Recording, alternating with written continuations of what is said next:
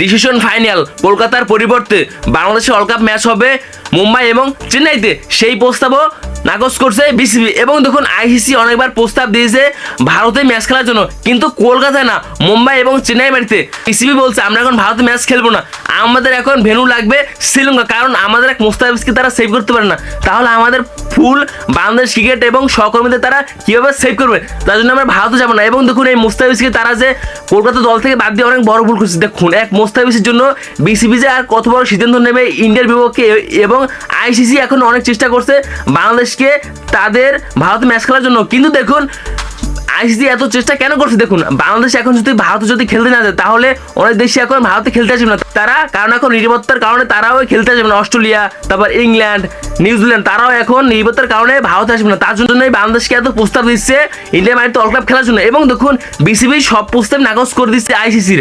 ICC অনেক চেষ্টা করছে বাংলাদেশকে ভারতে ম্যাচ খেলানোর জন্য, কিন্তু না, বিসিবি তাদের জায়গায় অনড় থেকে যাবে। কিন্তু দেখুন বিসিবি একটা কথা ক্লিয়ার করে দিচ্ছে, দেখুন ক্রিকেটের থেকে দেশ আগে, এবং দেখুন বাংলাদেশ ক্রিকেট থেকে আইসিসি অনেক লাভ করে। এবং দেখুন টাইম একটা কথা ক্লিয়ার করে দিয়েছে, ভাবিয়ে করিও কাজ করিয়ে ভাবিও না। এখন আমাদের যেই সিদ্ধান্ত নিতে হবে আমাদের এখন ভেবে চিন্তে নিতে হবে, কারণ দেখুন এই আইসিসি থেকে আমাদের ফান্ড আসে, সেটা এখন আমরা যদি ভারতের সাথে এখন আমরা যদি সমতা যদি আসি, তাহলে সেটা আমাদের ফান্ডার আসবে না। এবং দেখুন ভারত থেকে আমাদের অনেক সুবিধা পায়, আমরা সেটা ভারত থেকে পাবো না। তার জন্যই তামিম এই কথাটা বলছে বাংলাদেশ ক্রিকেট বোর্ডকে। এবং দেখুন তামিমের এই ইস্যুতে পুরো সোশ্যাল মিডিয়া একেবারে গরম হয়ে গেছে, তামিমকে এখন ভাই যে যা পারছে বলছে। এবং দেখুন তামিমকে সবাই একথা ভারতীয় দালাল বলে প্রকাশ করছে। এবং দেখুন তামিম যে এই কথা বলছে আমি তার সাথে একেবারে একমত। আপনি কি একমত? তাহলে একটু কমেন্টে জানিয়ে দিন। এবং দেখুন এক মুস্তাফিজকে বাদ দিয়ে কলকাতা অনেক বড় ভুল করছে, এবং দেখুন মুস্তাফিজকে আবার ফিরাতে চাচ্ছে কলকাতা নাইট রাইডার্স দলে, কারণ দেখুন মুস্তাফিজকে বাদ দিয়ে আসল কাহিনী শুরু হয়েছে।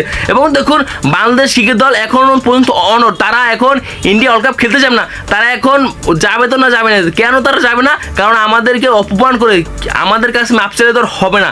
তার জন্য এই বিসিবি এখন কঠোর পরিস্থিতি গেছে, আমরা এখন ভারতে খেলবো না, আমাদের এখন ভেন্যু হওয়া লাগবে পাকিস্তানের মতন শ্রীলঙ্কা, এমনটাই বলছে বিসিবি। এবং দেখুন আইসিসি অনেক চেষ্টা করছে আমাদের এখন ভারতে ম্যাচ খেলার জন্য, কিন্তু আমাদের বিসিবি তাদের জায়গায় অনরই রয়ে গেছে।